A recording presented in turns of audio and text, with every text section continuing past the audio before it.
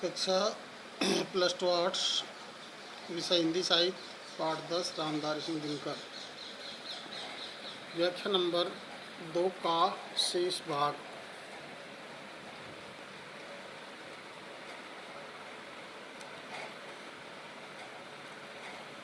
धीरे धीरे शासन का अधिकार प्राप्त हो जाता है, वे शांति के पक्षधर बन जाते हैं।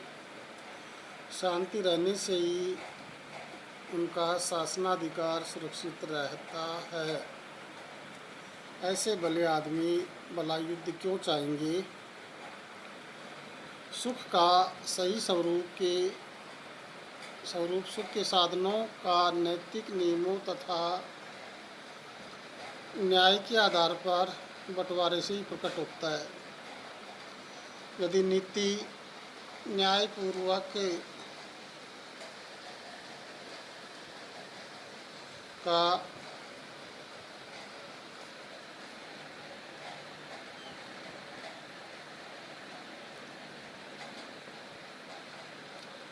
के आधार पर बंटवारे से ही प्रकट होता है।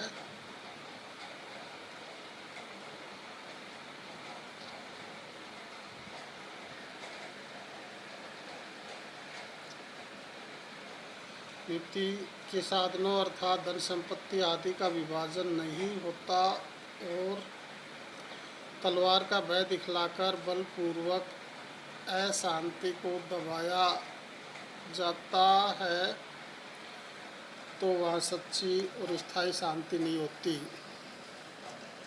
शासक जब अनीति के रास्ते पर चलते हैं तथा समाज के संचालक अन्यायी तथा विचारहीन होते हैं, वहाँ शांति नहीं रहती। जहाँ मेल जोल की नीति युक्त बातें स्वीकार नहीं होती और सच्ची बातें बोलने वालों के सिर काट लिए जाते हैं, वहाँ समाज में शांति नहीं रहती।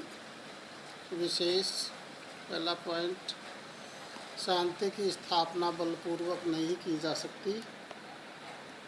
दूसरा, शांति के लिए नीति न्याय से पूर्ण व्यवस्था का होना आवश्यक है। तीसरा, भाषा विषय अनुकूल तथा बोधगम्य है। चौथा, अनुप्रास पुनरुक्ति प्रकाश अलंकार प्रयुक्त हुआ है। वीर रस तथा ओज का गुण है।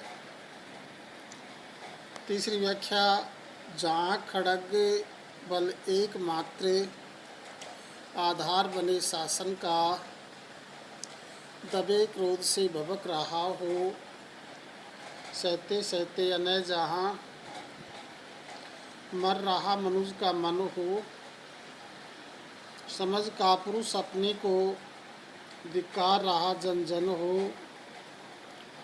अहंकार के साथ घृणा का जहाँ द्वंद्व जारी, ऊपर शांति तलातल में वो छिटक रही चिंगारी, आगामी विस्फोट काल के मुख पर दमक रहा हो, इंगित में अंगार विवश भावों के चमक रहा हो,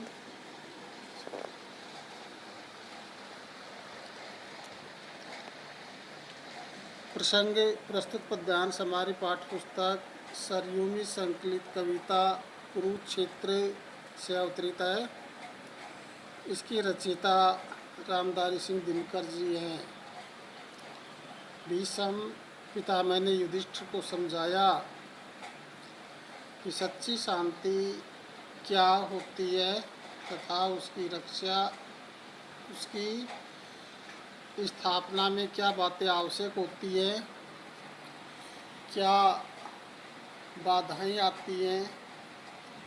अन्याय की रक्षा के लिए तलवार की शक्ति से स्थापित शांति कभी स्थायी नहीं होती। व्याख्या, पितामह भीष्म ने धर्मराज युधिष्ठिर से कहा कि शासक तलवार की शक्ति से लोगों का दमन करता है और न्याय नहीं केवल बल प्रयोग द्वारा शासन करता है।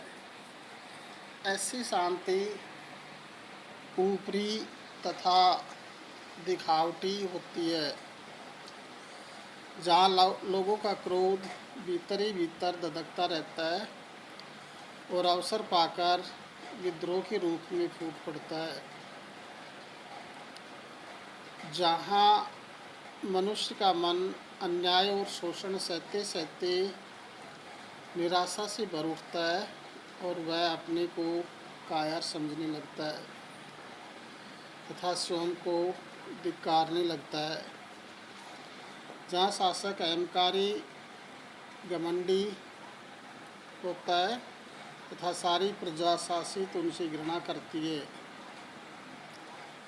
दोनों में अंदर ही अंदर विद्रोह की चिंगारी दबी रहती है और सुलगती रहती है।